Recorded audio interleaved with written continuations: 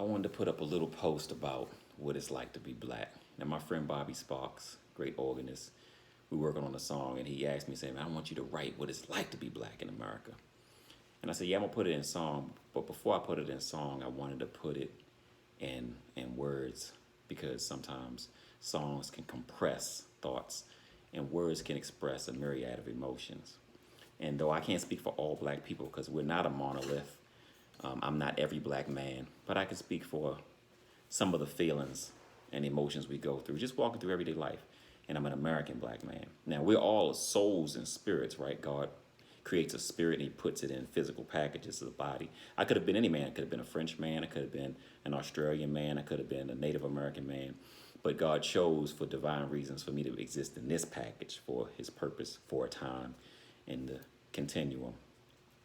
And it's difficult knowing that everywhere you go, you feel like you're being watched. That's one thing about being a black man that I've noticed growing up. You've had enemies in the package of European Americans, white men. I use the word term white loosely because it doesn't really stand for anything because there's no white country, there's no white DNA. And historically speaking, there's no place of origin for white. There's just different kinds of Europeans. But for sake of time, we use the word white, so you know just what I mean when you get to the point. You have enemies that come from, white men. It might be Asian men, Latino men, and also black men growing up in the hood. You'd have to be aware of your own kind killing you. You have to be aware of, running down the street and people yelling the N-word at you, shooting you. I remember being a kid, being shot at with BB guns in my body, back, and legs, going to a music store, just looking at trumpets in the window, truck full of white guys, and they like, ah, first of all, you like, who would shoot a child?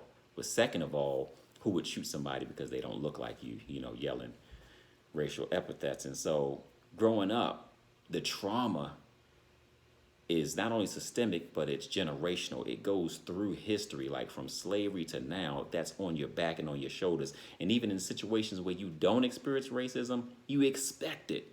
It's like walking around knowing that every time someone comes towards you, they might be bringing some kind of negativity or drama. When you walk in stores, historically, you always feel like somebody thinks you stole something. So what do? Like, as a black man, you try to act like you're not stealing, whatever the hell that means. You try to walk clean, straighten your back, make sure you pick up things loudly and put them over here, and you try to show your money. See, I have money, and I'm not saying every black person thinks like this, because some have grown up in the suburbs or in boxes or in environments where they never experienced racism, surprisingly to me. But most of the people I know and in my environment, we grew up pretty much feeling either the disdain or the hatred or the careful watched eye everywhere we go, from going over friends' houses when you're little and Tommy, be careful, just all of that stuff. It just doesn't stop. A lot of times when you talk about race, a lot of your white friends or constituents, people they say, you guys are always thinking about race, I don't see color, right? I'm like, we can't exist and not see color.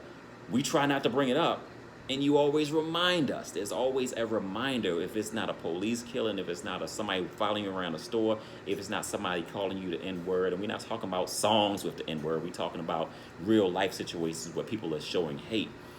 There is always a constant reminder that you're black. I remember Paul Mooney saying, being black's like being a boogeyman. Yeah, it's like kind of being a boogeyman. Do I feel like the boogeyman? Yes, I feel like the boogeyman. Do I want my sons to feel like the boogeyman? No. That's why I stopped saying the N-word and I stopped putting so much of the negativity that's in the world in my home. And I try to limit what comes in my home, and I try to teach black love and power and positivity and, believing that God made you divinely and that your hair is beautiful. All the songs I write are geared towards changing the mentality, not only of black people, but of white people too. But it's about making us know that we are divinely God's special creatures. And the crux of what we're going through now is people don't think that we're divine creatures. They don't think that this skin allows us to be respected and loved just as much as they are. They can't put it in their minds that their little kids who look like them could also have a knee on the neck and be killed. And if we were to just ignore it, they would be horrified. People are starting to slowly get the picture now because of the innocence. Laying your life on the line somehow brings empathy and compassion.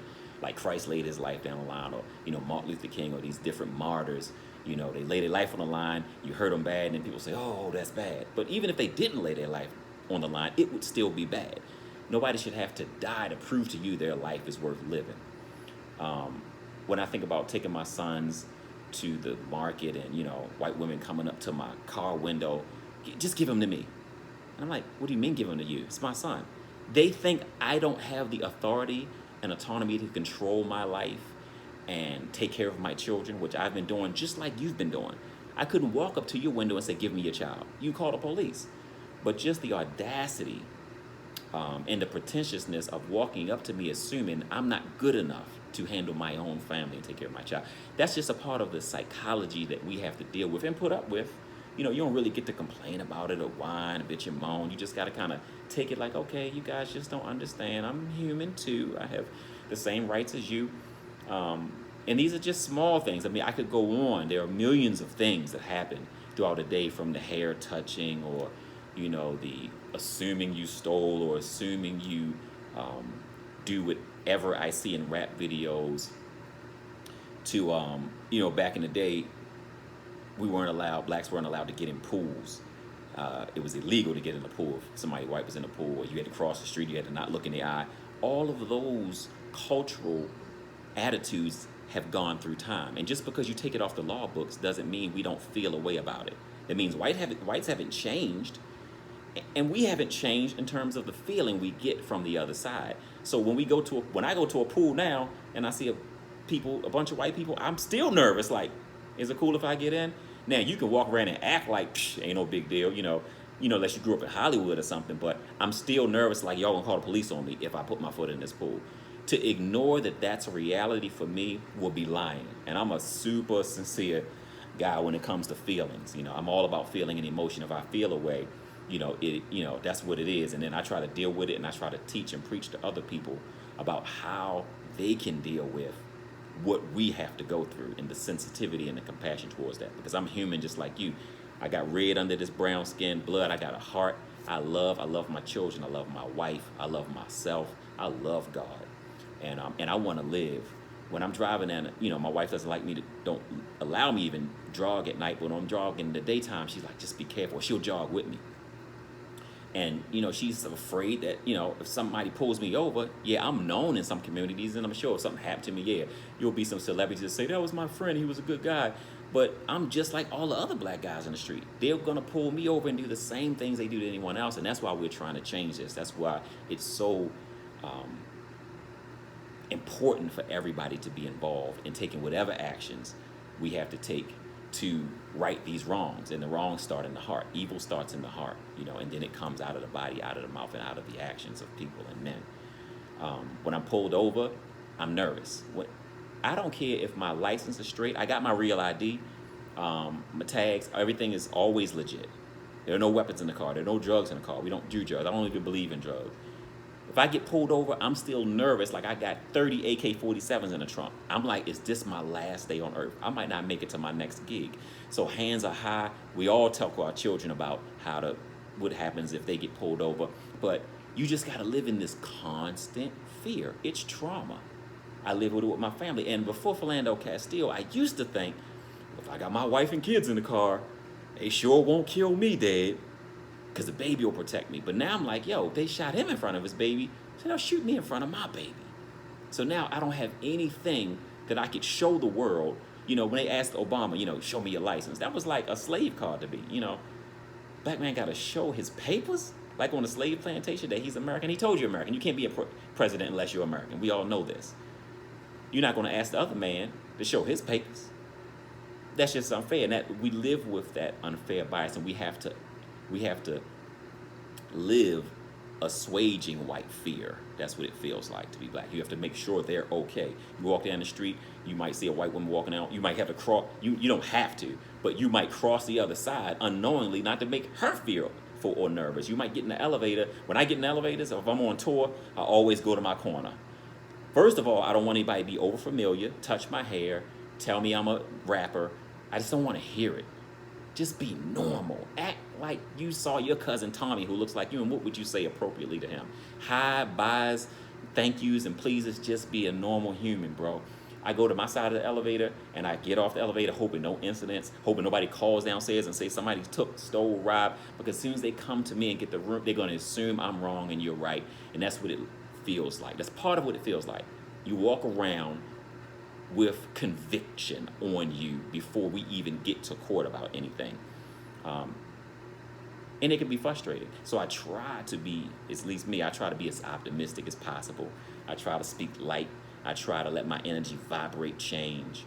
But do I feel what the world is giving me? Do I feel the darkness? Do I feel it? Yes, of course I feel it because I'm human and I'm sensitive. When you come to church, especially if it's a mixed church or all-white church, all eyes are on you, right? Sometimes people look at you like you're a creature from the Black Lagoon, like, and I'm not saying that they're all racist or they're all feeling that way. I'm telling you what it feels like from the inside when the eyes are on you. If they're not welcoming, like, hi, nice to meet you, normal. If they don't give you that, then you immediately think there's something wrong. And then there's sometimes you get the fake smile where people go, I've been seeing that since I was little. That's like the, hi, I'm not your enemy, and then close, and then like, don't speak to me though, smile. I don't really like that because you can just be normal. Either don't smile, say hi, or just smile with a normal light kindness that you would do with any stranger that you want to be cordial with. Those are just some of the things that I've been thinking about, walking in this skin and existing, and I'll share more with you, but I say this because I meet a lot of people at concerts I do. I play with a lot of bands, and the bands are, most of the audiences are white. And I meet people in the lobby, and they say, I never met a Black person before. Great to meet you. And some are very respectful, some are weird, but they really don't have an idea of what it's like to be on the other side. Some people, I feel like sometimes I could put on a costume, not saying I would ever deny my Black amazing beauty and talent, gifts, and God, divine nature. But sometimes you're going outside into the world, and you want to just put on a white costume so people will just leave you alone. You won't get pulled over. You might not get harassed or killed. Nobody thinks you stole. Nobody would accuse you of something you hadn't do because they'll say, oh, you're just like me. Police, if they arrest you, they're going to put you in handcuffs like they do a lot of white killers, and they're going to take you away. You want to come back home, take the costume off just because you've been normalized in the physical sense, and then be with your family like, yay, I had a good day. But having to walk outside in brown skin, you just don't know. You just don't know what's going to come your way, and every day is like, any day could be any of our last day, and it's kind of a weird blessing that this COVID and that this pandemic has caused us to reflect more because we're all in the house, we're focused on social media, we're talking, we're exploring, we're sharing, and it's interesting that maybe God had to send a plague to get us to focus, and maybe the death of all of these men is causing people to reflect on humanity as it always has been. I mean, how many more have to die? We don't know. Hopefully, no more. Hopefully, people will take action and influence their friends. Talk to your friends in your circles. If you're white, if you're Asian, if you're Mexican, if you anybody who's brown or not brown, talk to people who you know are not around brown people. Talk to people who you know are in circles that are closed off, in vacuums, in communities that are not diverse. Get into conversations. You can't change everybody. You're not going to win every conversation or debate, but get them thinking. Just get the wheel clog moving so we can start to hold people accountable for their actions. And this is based in respect, love, and accountability. We all want the same thing. I'm sure you want what I want. We want love. We want joy. We want family. We want peace. We want opportunities. And we want to feel safe. Everyone wants to feel safe. If the tables were turned and you were me, you wouldn't want injustice to rule over your life, and there will be nothing you can do about it. You would want somebody to speak up for you. You would want somebody to try to fight and be an ally and help you in this struggle. So yes, are we all in this together? Outside of COVID-19, we're all in this together. All right, Dontae Winslow, peace and love. Just one thought about what it's like to be a Black man.